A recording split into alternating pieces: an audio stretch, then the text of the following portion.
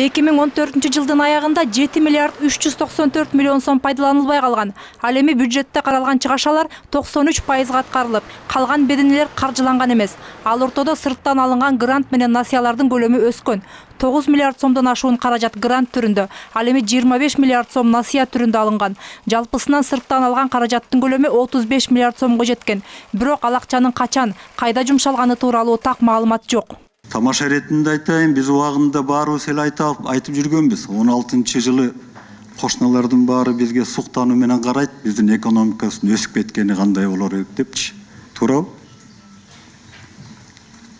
Мына 16 жыл келди. Кошуналар суктанып карап атабы бизде? Абдан өсүп кетишти Кыргызстан депчи. Кошуналардын акыбалы мисалы ошо эле Казакстанды алсак, бүгүнкү күндө алардын бюджети негизинен нефть менен байланыштуу болгонуна карата алар 2 миллиард доллардай кирешесинен жоготуп атышат. Кошуналардын экономикалык абалы тууралуу айткан министр өлкөнүн ички чыгымдарын так жаттап албаганы жыйында билинип калды. Мындан улам эл өкүлдөрү сырттан келген бардык каражаттарды инвентаризация кылуу керектигин белгилешти.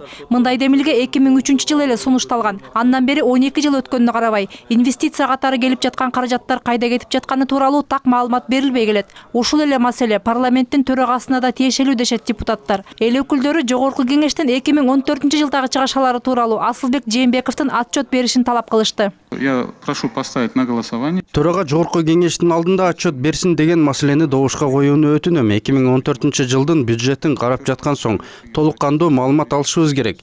Мүмкүн бул маселе декабрда каралат. Бирок төрага отчет бериши керек. Бул өтө маанилүү. Биз бардык сунуштарды эске алабыз деп кабыл алып коюп, жыйынтыгында эмне болуп жатабыз? Эч нерсе аткарылбай жатат. Ошол эле учурда эсептөө палатасы тарабынан жүргүзүлгөн аудиттин жыйынтыгында 104 пункт боюнча эскертүүлөр берилген.